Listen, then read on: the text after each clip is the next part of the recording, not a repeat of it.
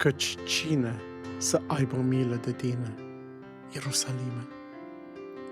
Cine să te plângă? Cine să meargă să te întrebe de sănătate? Cartea Ieremia, capitolul 15, cu versetul 5.